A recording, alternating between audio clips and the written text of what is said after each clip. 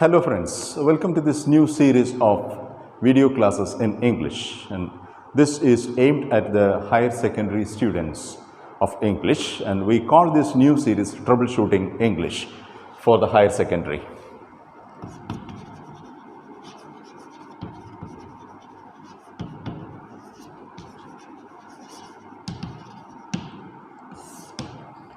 In this first video, we are going to look at poetry, and this is going to be something like an introduction to the study of poetry.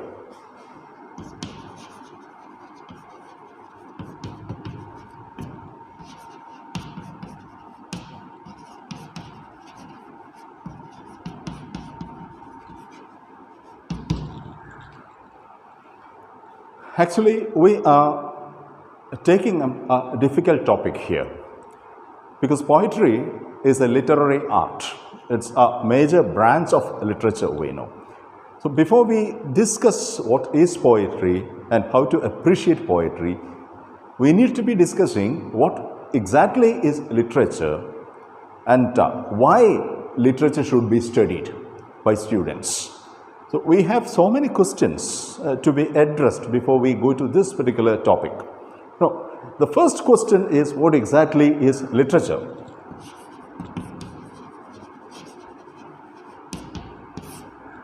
And as we know, literature or sahitya is a form of art. This is very clear. And the objective of art is the production of beauty. That also is there. The intention of art is creating a source of entertainment. That why we go to art, why we go to literature is because we need some kind of leisure, we need some kind of entertainment. But the entertainment that we are getting from literature is different from the kind of entertainment that we are getting from other sources. Specifically, because literature is a linguistic kind of art, that it is making use of language, and it can be transacted, it can be exchanged, it can be shared only between people who use the same language and who understand the intricacies and the complexities of the same language. It means that if somebody is writing in English, somebody needs an audience who can comprehend that English. Not only the vocabulary in that particular language, but the grammar, but the usage, the style, etc., etc. of that particular language. So there is a kind of coding in literature which is expecting a kind of decoding from the part of the readers. To simplify all these things, if somebody is writing something, somebody is expecting a reader to understand it and to appreciate it. So literature is a very intimate kind of art. This can be said very clearly. It's a very intimate, personal kind of art, and it establishes a kind of link with the reader, for one thing.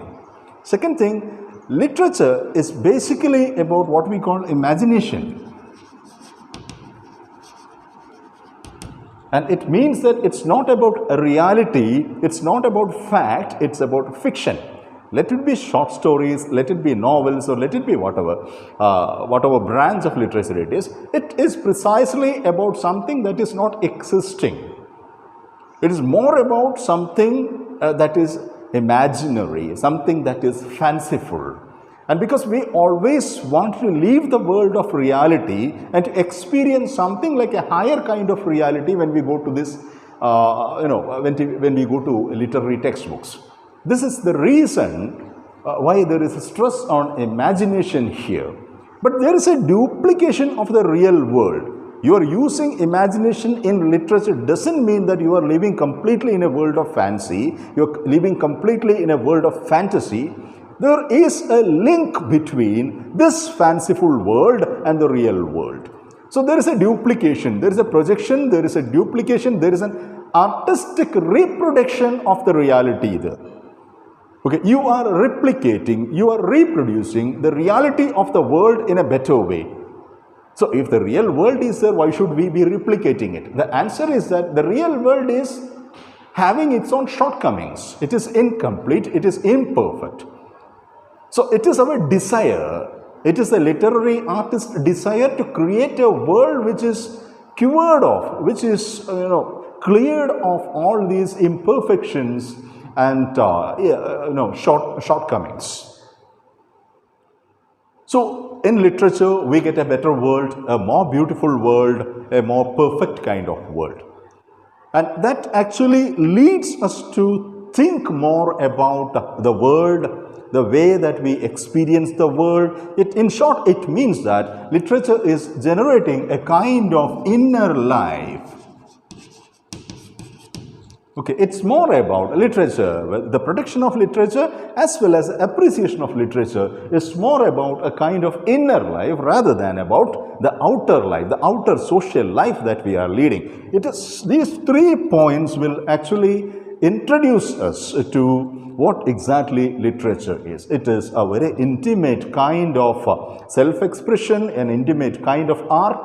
It is based on imagination rather than on reality, and it is catering to the inner life of people, and those who are reading literature, those who are appreciating literature, those who are finding a kind of entertainment value from literature are basically focusing on their inner life rather than on their outer life. Having said all these things, we are going to this form of art which is more crucial in literature. And this form is what we call, in our title, what we call poetry. And we need to be finding what exactly is poetry, what is the difference between poetry and prose, and what are the difficulties that we are facing when we are going to poetry, and what kind of special treatment, what kind of special training, orientation is required when we are going to appreciate a poem. So before that, let us see what a poem is.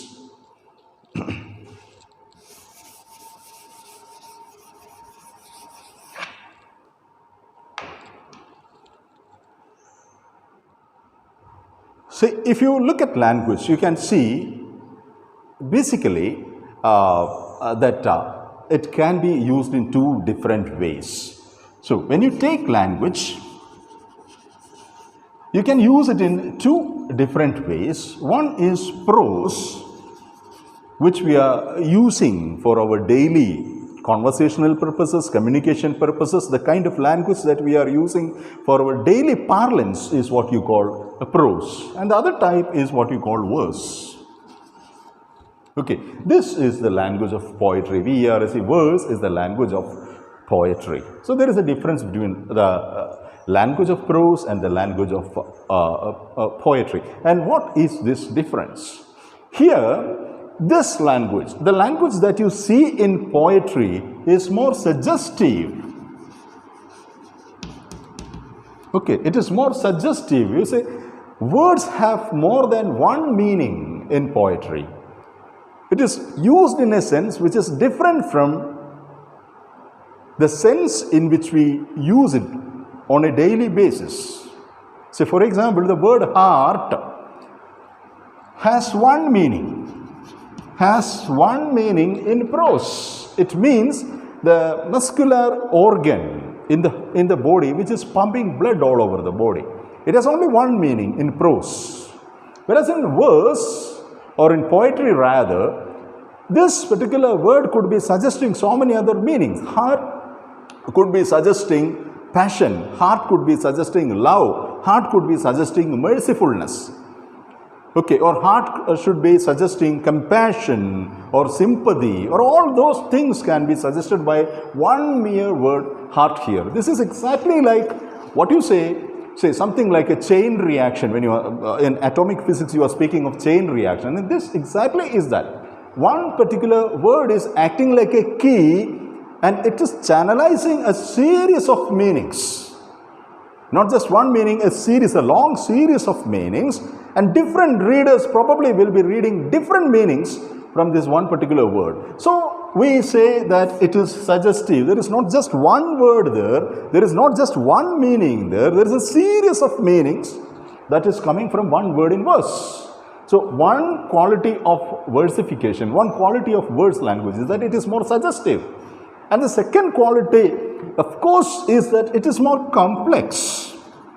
Of course, when it is more suggestive, naturally it could be more complex. The sentence structure that you see in poetry, okay, the phrases that you see in poetry, the combinations, word combinations that you see in poetry, everything is much more complex than in prose, because in prose there is a kind of direct communication that is intended. The moment you say something, it is comprehended, and you are speaking something in prose because you are expecting a feedback from it.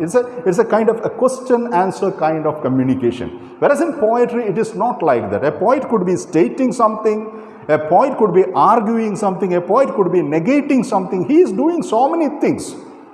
He, of course, is expecting a kind of appreciation of whatever he is doing, but of course this is a different kind of communication that is expected.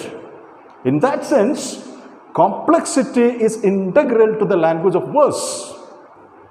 And we go to one more quality here. It is using a more decorative kind of language.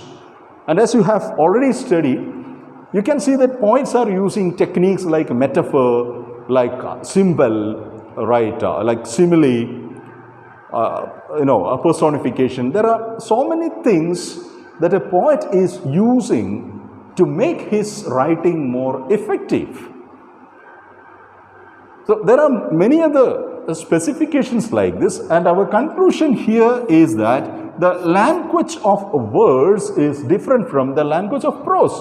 Whereas when you look at here, you can see that prose is always simple and straightforward, and prose is actually decoded using the dictionary sense. If you have a doubt about one particular word that is used in a prose passage, you can immediately go to the dictionary and find out what exactly is meant by that. In poetry, of course, it is not that easy, because a poetic statement is an imaginative utterance. If you take out that utterance from the body of the poem, it probably may not be very suggestive at all. So our conclusion is that poetry is making use of a different kind of language, and this exactly is causing the difficulty in reading and appreciating poetry. This exactly is the reason why there are not many takers, there are not too many readers for poetry. Very few people go to poetry, and very few, still very lesser people appreciate what exactly is there in poetry. So it's natural that if you don't have a passion for poetry, a passion for reading poetry, please understand this. This is natural, because we are getting into a special kind of language, almost a foreign kind of language into which we don't have too much access. But you take it from me, believe me, once you are trained in this language, you will start loving this language, because poetry is basically about creating beauty, and beauty in all senses of the word, imaginative beauty, artistic beauty, okay, fanciful beauty, and any kind of beauty that you could be intellectually comprehending. It is a kind of addition into your emotions and your feelings like that. The more you read poetry, the more you find that your emotions and your feelings are more and more refined. Because poets are highly, sensitive kind of people. They have this capacity, this quality for sympathizing as well as empathizing with their subject matter.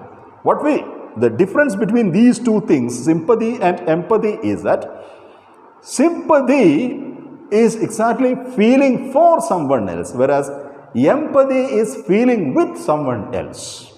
I will explain this with an example. You can see, suppose a poet sees a flower, a fully blown flower in a garden, and if he wants to write a poem on this particular flower, he starts to imagine, he starts to think that he himself is that flower. He is experiencing that flower not as an onlooker, but as a flower it is itself. This actually helps him to see the whole world, to feel all the experience from the perspective of, from the point of view of the flower. He becomes the flower. And the moment he starts to speak, it is a flower that is speaking. The poem becomes an experience of the flower. So the more poems you read, the more exposure that you get into the world of experience. This is why this is an integral part of all a learning program. So this is a very important question. Why should a student of science, why should a student of commerce be studying poetry or studying art or literature for that matter?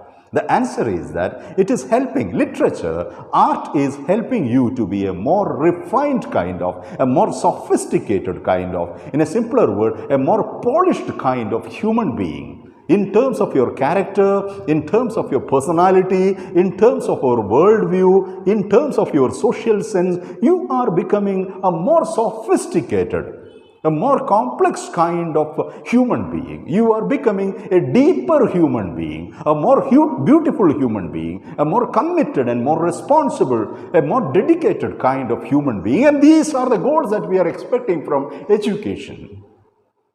So literature, and specifically poetry, cannot be omitted from your syllabus. So I think that I have given you something like an intro to the study of poetry, and we have discussed two topics now in this video. One is, what is the position of poetry in literature? So we have said that literature is a form of art, and art is basically about creating beauty. And what kind of beauty? An intellectual kind of, imaginative kind of beauty. Art is basically about creating a kind of beauty. And why is this beauty needed? Because this beauty is needed.